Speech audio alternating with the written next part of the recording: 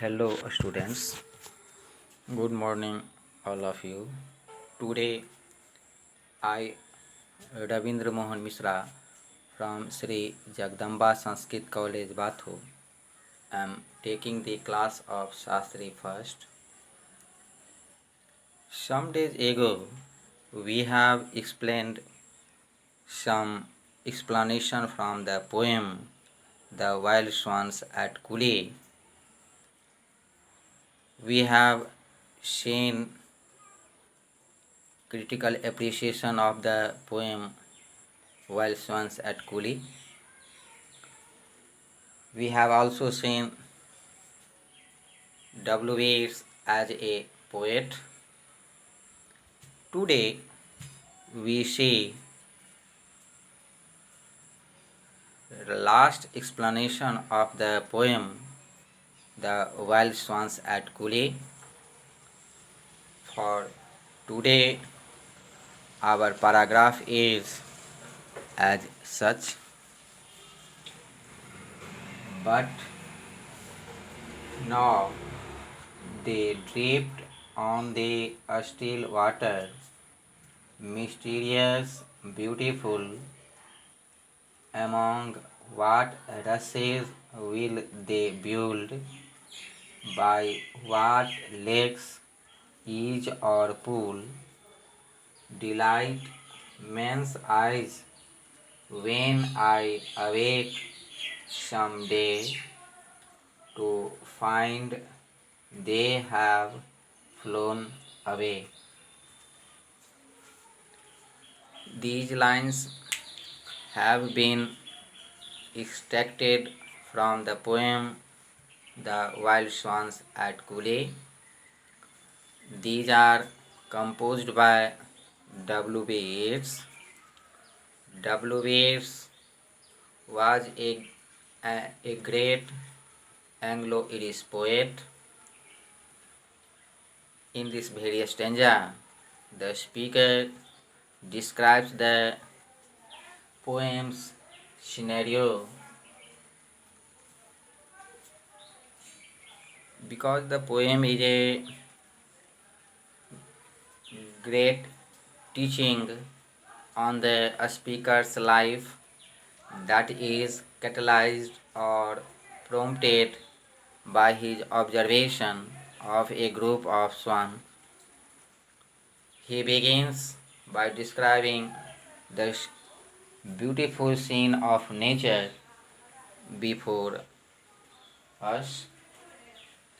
In these above lines, the poet describes the beautiful scenario of nature.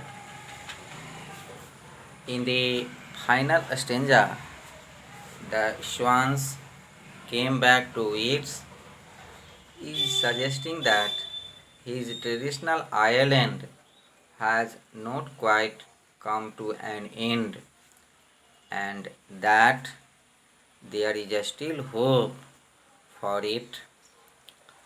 For a more airy interpretation, the fact that the swans drift and the water is still gives the impression of a lack of movement and therefore also perhaps a lack of life. Yeats realizes that his life will have very little value after gone is dead and his beloved Ireland is changed forever. Both his poetry and his actual life will have no purpose without either of these great loves. The speaker imagines what will happen in the future for the mysterious, beautiful swans that now drift on the still water before him, knowing their stillness is momentary. He expresses curiosity about what other bodies of water they will inhabit. He knows the swans will continue to delight men's eyes after they have moved on, both from his sight and from the pond where they now rest. Yeats concludes the wild swan at Cooley by telling us how the swan drift on the water and an air of mystery attending them. As so often with a W.S. poem, the poet generally ends with a question: where will the swans, being wild swans, fly away, and in which lake will they build their homes? When it's discovered one day that they have flown away from Cooley Park, where will they be? It becomes apparent in this final stanza of the Wild Swans at Cooley that Yeats is not merely using the swans as a symbol for lifelong love or a way of reflecting on the passing years since he first visited Cooley Park as a young man. No, the swans clearly represent Maud and Iseult Morgan.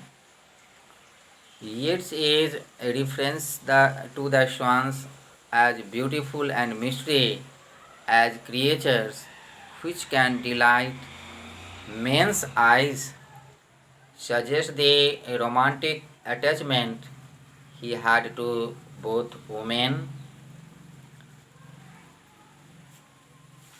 In this stanza of the Wild Swan at Cooley, the speaker seems to be afraid that someday they will simply leave him and everything will have changed.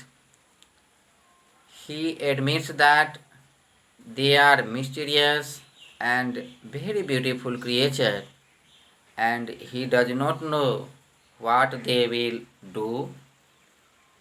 He even does not know whether or not they will always be at the lake in Cooley, or whether they will find another lake is or pool.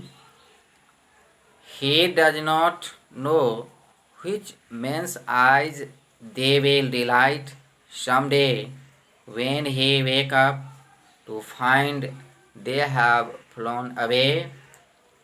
Since so much has changed already in the speaker's life, the swans are a symbol of stability, for they are always there and seem never to change.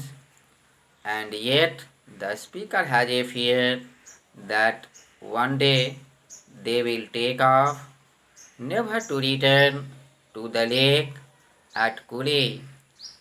At that point, everything will change for the speaker.